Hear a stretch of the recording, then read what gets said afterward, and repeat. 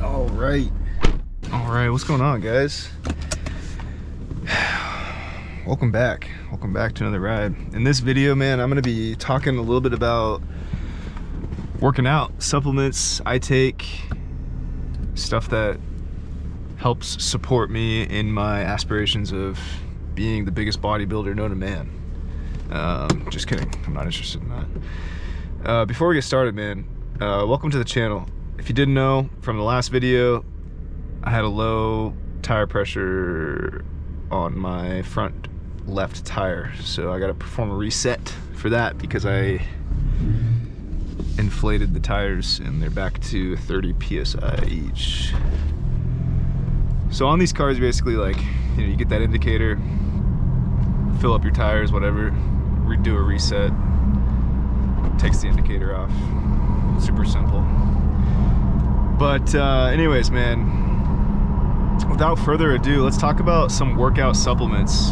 If you're new to the channel, man, hit that sub button, join the fam, talk about cars, working out, lifestyle content, stuff like that. So I personally love working out, and I've been working out for ever since I was like 15 years old, and I just turned 30 last week, so I'm getting up there, man. It's almost like I've spent almost more of my life working out at this point than I have spent not working out, if you compare the years. So it's pretty wild to think about, but I think I have some experience and a little bit of wisdom to share with y'all. So what supplements work, what supplements don't work, and what I think you should take if you want to see a huge boost in your results.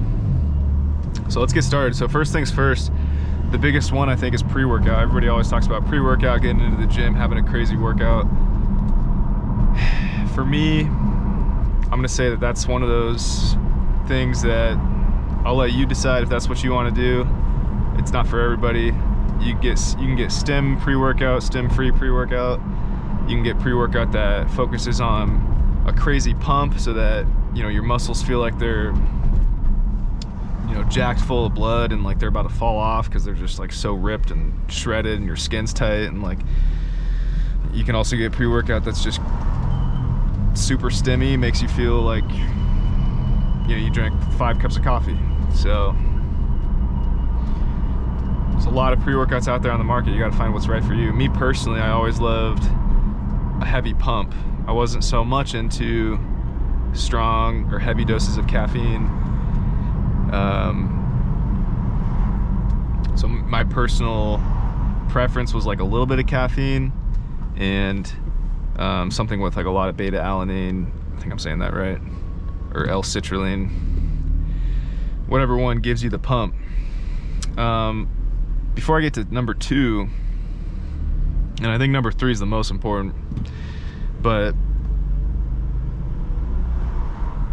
sort of like this middle ground between 1 and 2 here is what I used to take. Like I used to take like nitric oxide boosters, and if you've never taken those, like NO3 boosters or whatever, like I know a lot of big brands sell them. They really, like, for me, that changed the game for working out. That made working out so enjoyable and just made it so much fun, because you're going in there and it's like, you know, doesn't necessarily make you push super heavy weight, but it makes your muscles feel like you did. It makes your muscles feel like super inflated, and your skin's like super tight around your muscles, and like you're just exerting a lot of energy out of your workout. So it makes you feel like you're doing a lot of work, and you can see those results in the mirror, and your veins are popping and all that. So I used to just get a basic like C4 pre-workout and then pair that with like a scoop of nitric oxide NO3 supplement. What it does is it basically, I think, if I'm correct, it opens up your blood vessels and allows for more blood flow to your muscles. In short, I don't know, a scientist could correct me on that. You know, if we got any scientists in the chat, let me know. But I think that's basically, in short, what it is. So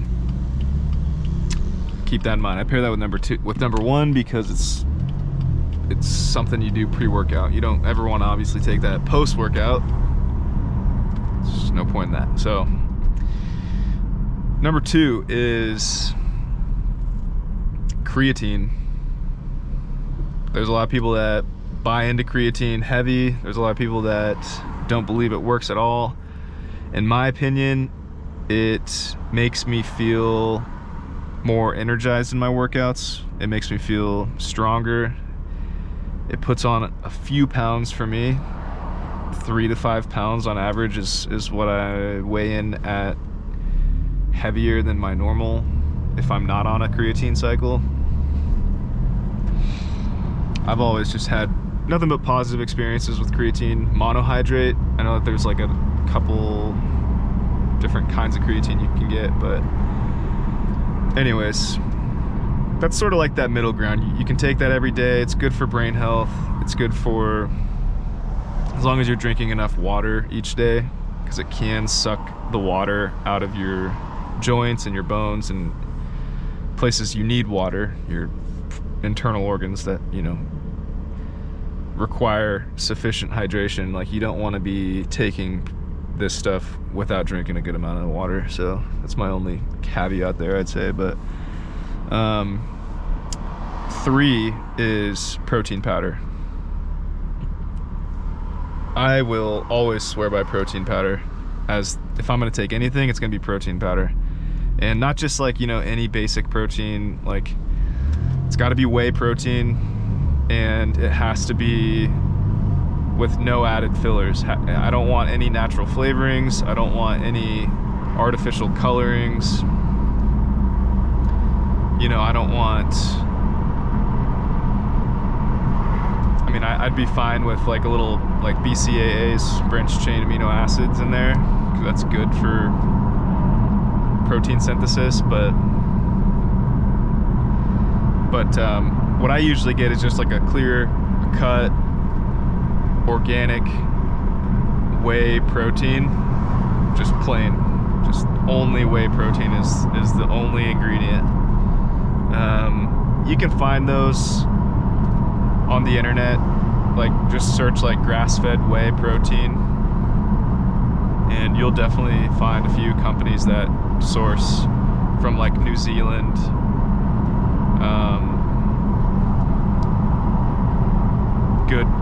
Good products. In general, good products is what I'm after. I think that's like the biggest thing, is you're putting this stuff into your body at the end of the day, so you gotta be mindful of that. Now, what I don't take. Okay, I think this is a big thing, is like sharing with you guys what I would not take, what I would recommend avoiding, staying away from in the gym if you can. Ego's a big thing, bro. Like, ego will test you as you guys grow older. And I know what it's like being 18, 19, 20 in the gym, wanting to be the biggest dude in there, walking through, you know, broad shoulders, just looking actually just jacked, right? Like, you know, I know what that's like, but you got to do it in a healthy way. You never want to do these things in a way that could harm your long-term health. So let's talk about what I would avoid real quick before I hop in the gym and get this leg workout in.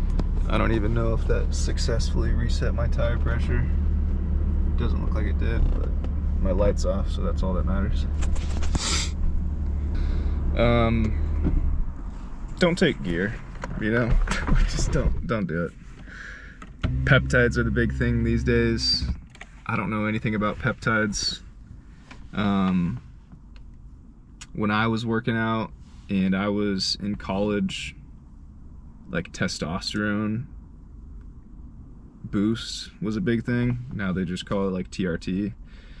But you could probably still buy it like testosterone booster and estrogen blocker.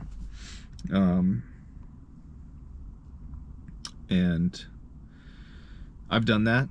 I did that when I was like 18, 19. And I don't think it messed with my testosterone at all, but like in the event it did, life just isn't as fun or great in your late 20s, 30s, 40s. Just don't mess with your hormones. You know, that's my 2 cents.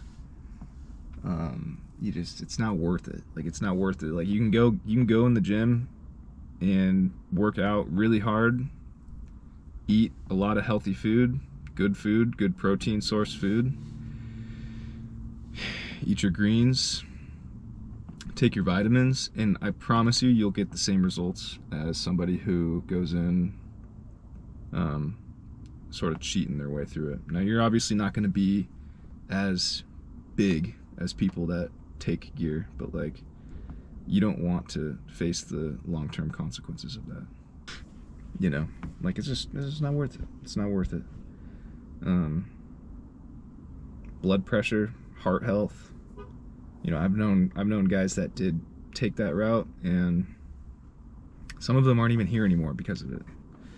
You know, you can have heart attacks, you can have organ failure. It's just not the way to do it, you know. Being big, getting big is awesome. Working out and showing your body off as like a trophy, as like, look at my hard work, look at all the work I put in, is what we're all here for. Obviously, we want to be healthy too, though, you know, and that's the thing I think a lot of us forget sometimes, is like, maintain your health. You know, don't do something that would compromise your health. And unfortunately, dude, social media and this new age of Instagram and TikTok, you're gonna get the extremes of the spectrum, and the extremes will tell you, hey bro, take this peptide or take this gear and you're gonna get crazy results, and look at me, I'm big, and you know, don't you want to look like me, and blah blah blah, right? Like, but